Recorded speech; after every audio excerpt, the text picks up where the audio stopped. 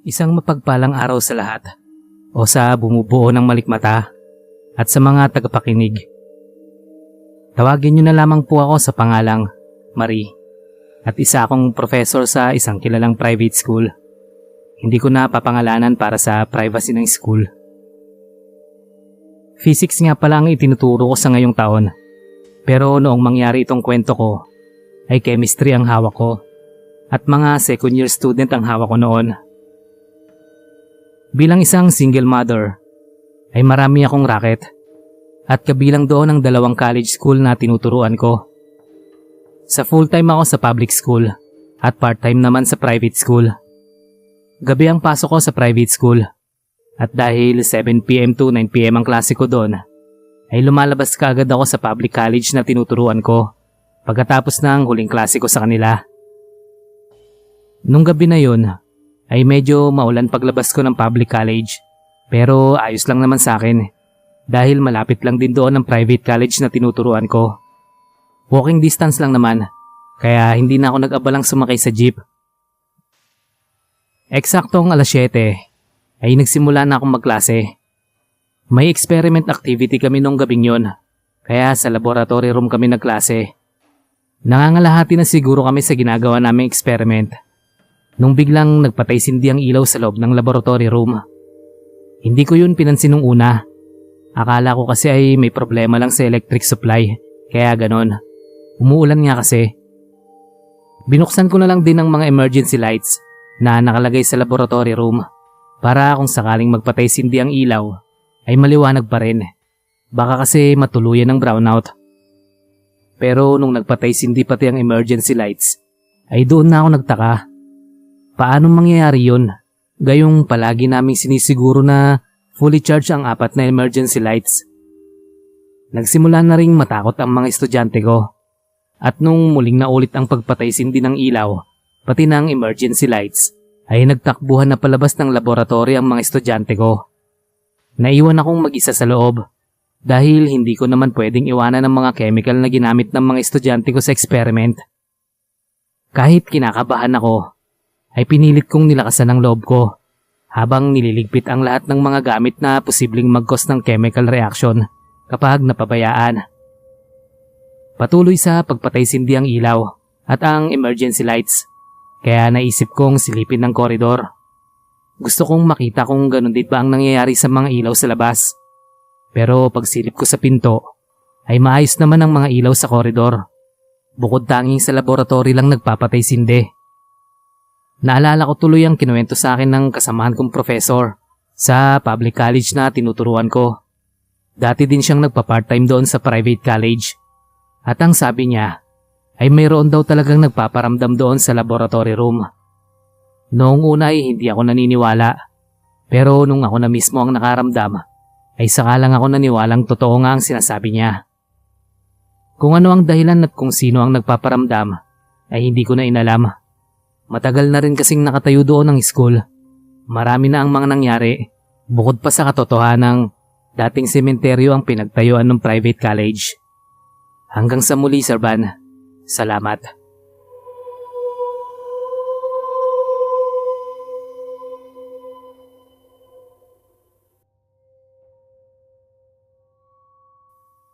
Hi po, Sir Van. Ako po si Susie at isa akong college student. HRM po ang course ko at 3rd year na ako ngayon. At bago ko po makalimutan, isa nga po pala akong scholar at student assistant din ng aking biology teacher.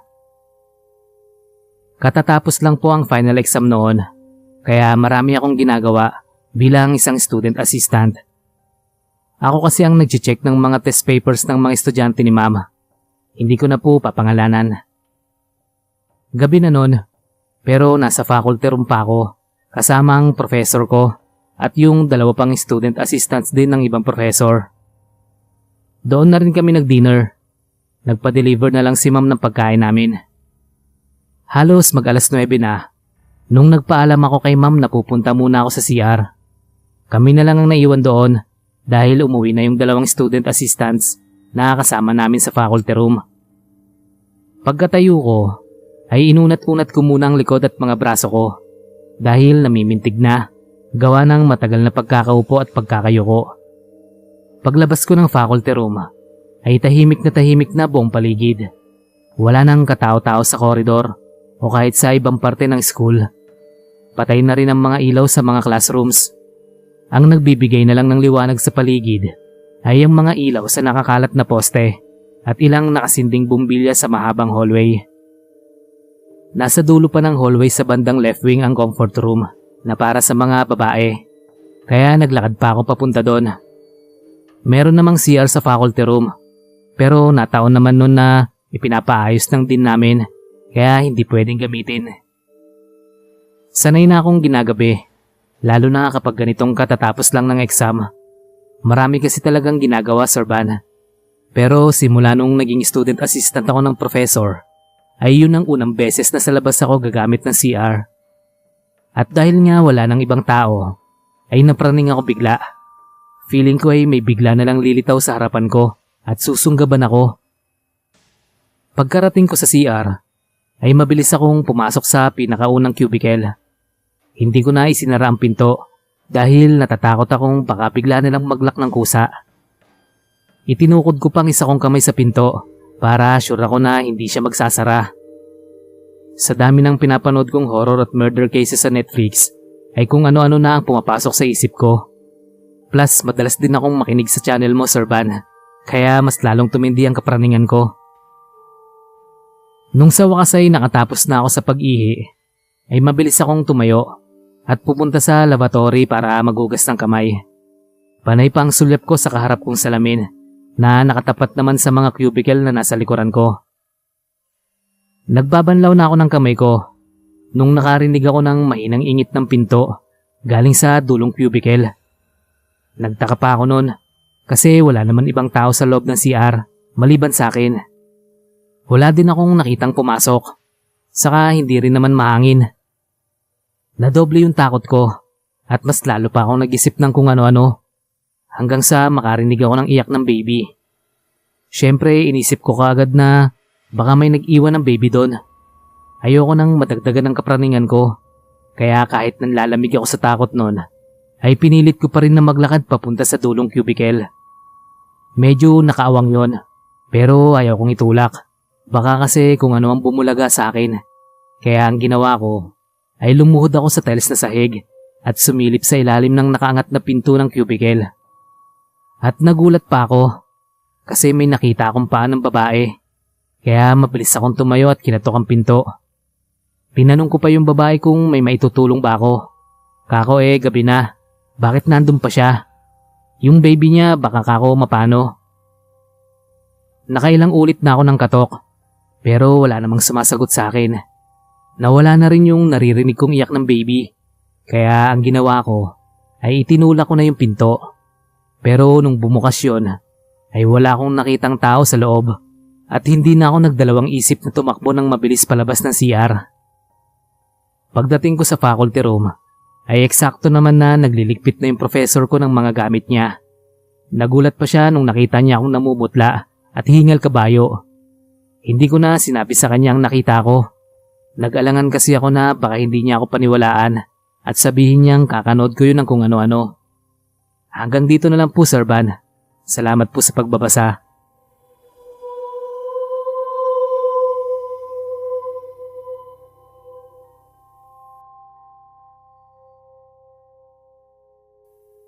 Hello, Sir Van.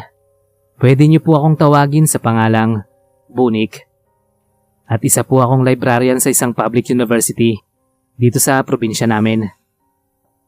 Bilang isa pong librarian, ay tungkulin kong mapanatiling maayos at tahimik ang buong paligid ng library. At sa loob ng ilang taon kong pagiging librarian dito sa public university, ay hindi ko na mabilang kung ilang beses at ilang matitigas na ulo ng mga estudyante na ang napagalitan ko. Lalo na yung hindi marunong magbalik ng hiniram na libro at magbalik sa tamang shelf. Medyo OC po kasi ako pagdating sa ganung bagay. Gusto ko po ang well-organized palagi ang mga nakapaligid sa akin. Libro man o kahit na anong gamit. Naiinis ako kapag magulo at hindi maayos ang paligid, Sir Van. At yung ugali kong yon ay naging dahilan ng isang hindi ko makakalimutang insidente sa buhay ko bilang isang librarian. Hapon na nun at nagsisimula ng mag-uwian ng mga estudyante. Malapit na rin ako magsara ng library dahil alas 5 ang out ko. Babiyahe pa kasi ako ng kulang 1 oras pa uwi sa amin kaya hindi ako pwedeng magpagabi.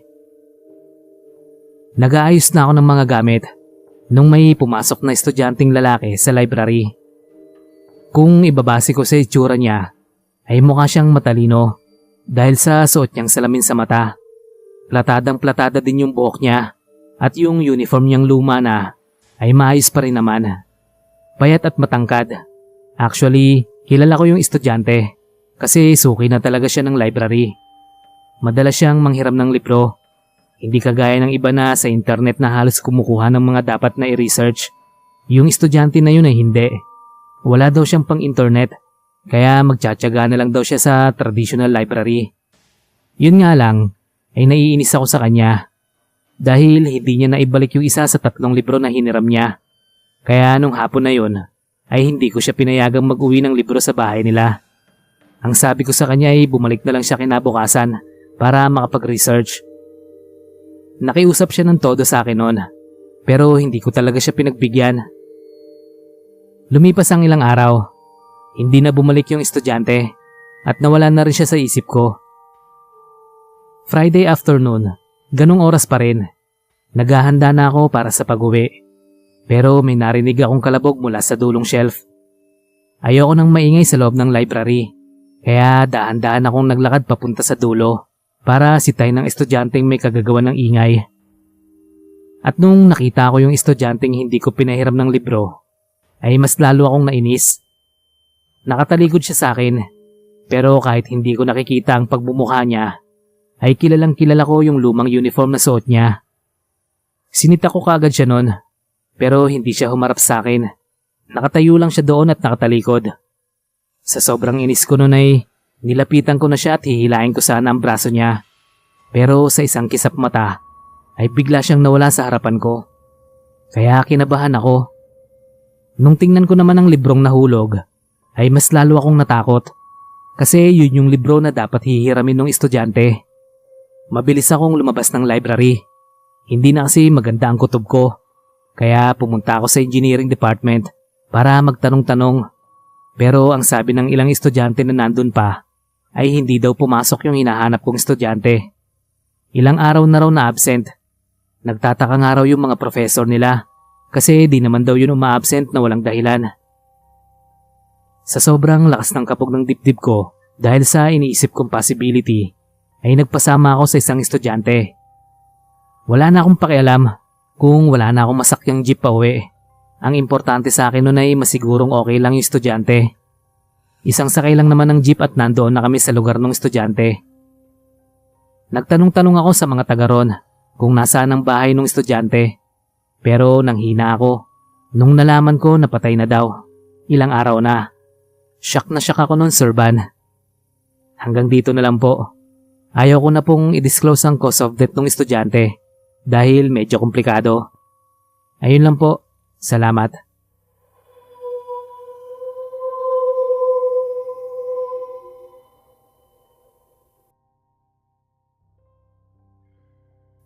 Isang malagim na gabi, Sir Van. Bago ang kwento ko, ay gusto ko munang ipakilala ang sarili ko sa inyo at sa mga tagapakinig ng channel mong Malikmata. Ako si Rigel, edad 23, at bago lang po akong janitor dito sa pinagtatrabahuan kong university. Alas 2 ng hapon hanggang alas 8 ng gabi ang shift ko rito. Shifting kasi ang trabaho namin dito bilang janitor. Malaki ang school kaya hindi kakayanin kung isang shifting ang gagawin. Nung gabi pong yon, ay huling araw ng trabaho bilang night shift. Sa Lunes kasi ay day shift na ako. Rotation din kasi ang ginagawa ng agency namin para pantay lahat. Kada isang linggo ay nagpapalit kami ng shifting. Kadalasan ay huli kong nililinis ang stadium ng university sa gabi. Dahil hanggang alas 7 ay occupied pa rin yung lugar. Ginagawa pa lang kasi ang bagong basketball court. Kaya doon muna nagpa-practice ang mga varsity players. Kapag may laro na kagaya nung gabi na yon, ay nanonood muna ako habang nagpapalipas ng oras. Malapit na ang inter-school, Kaya todo na ang ginagawang practice ng mga varsity players. Hindi lang sa basketball, kundi pati sa volleyball. Nung araw na yon, ay maaga ang practice ng basketball dahil gagamitin naman ng mga volleyball players ang stadium pagkatapos nila. Mga babae ang naglalaro, kaya mas lalo akong nawiling manood. Hindi ko na malayan ang oras hanggang sa lapitan ako ng isa sa mga kasama kong janitor. Tapos na daw sila sa mga trabahong nakatoka sa kanila. Hihintayin na lang daw nila ako sa labas ng main gate. Pumayag naman ako dahil malapit lang naman ang main gate doon sa stadium.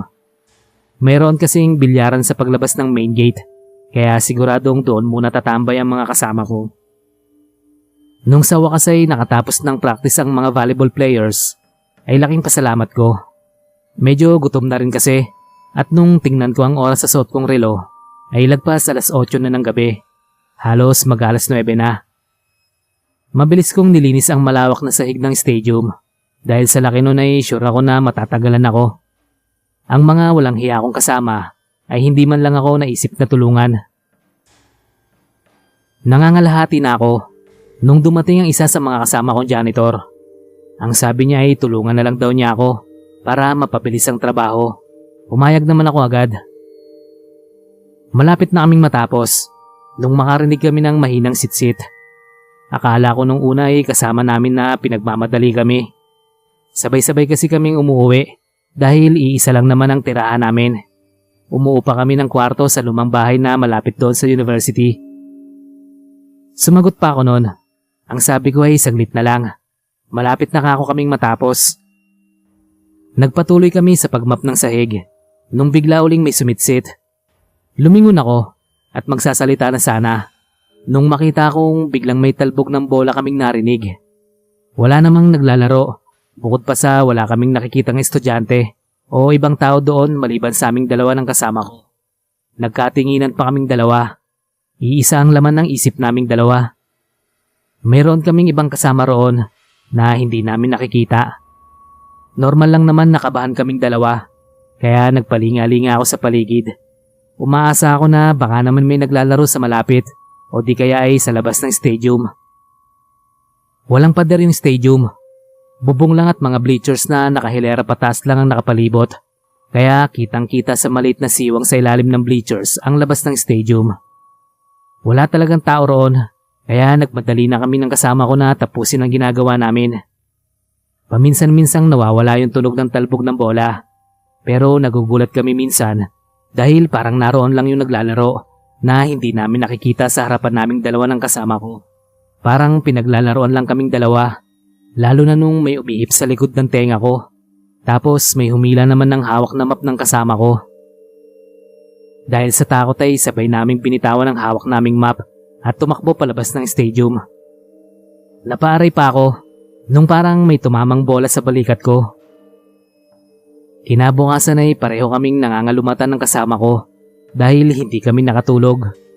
Nagkapasa din ang balikat ko at para hindi kami mapagalitan ng supervisor namin ay nagpaliwanag kami kung bakit hindi namin natapos at nailigpit yung mga gamit sa paglilinis. Ipinakita ko pa sa kanya yung pasa sa balikat ko bilang patunay. Noong una ay hindi siya naniniwala sa amin, pero nung nagpatunay yung dating night shift ay saka lang siya naniwala sa amin. Laking pasalamat ko na lang talaga at day shift na ako nung sumunod na linggo. Ayun lang po, Sir Van. Maraming salamat sa paglaan ng oras.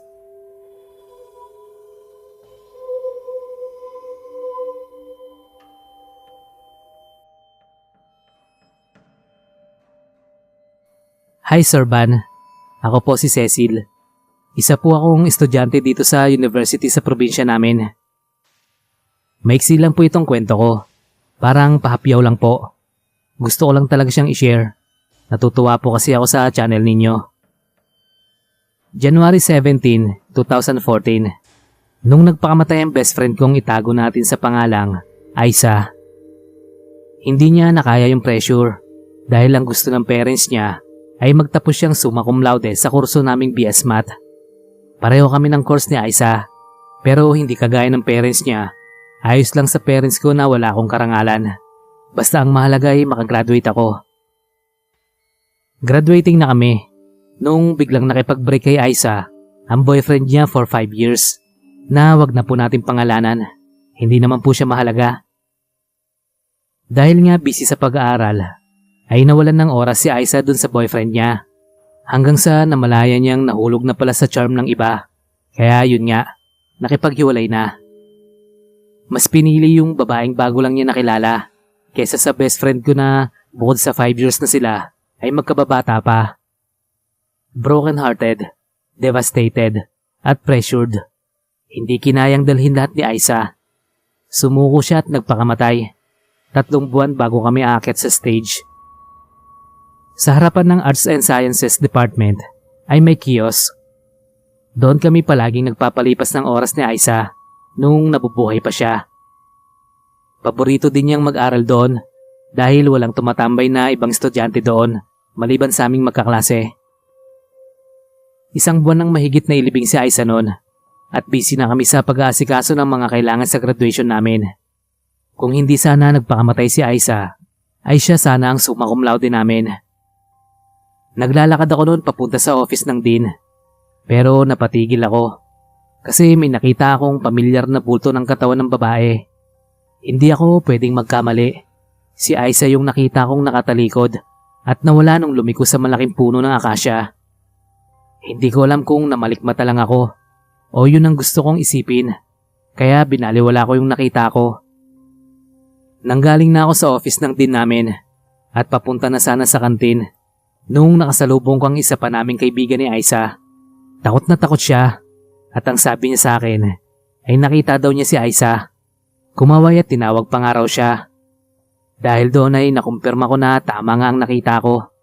Kaya pagdating ko sa bahay noon ay nagtirik agad ako ng kandila para sa kanya. Siguro ay nalulungkot siya sa kabilang buhay kaya ipinagdasal ko si Aiza na sana ay maging payapa na siya kung saan man siya naroroon. Thank you, Sir Van. God bless.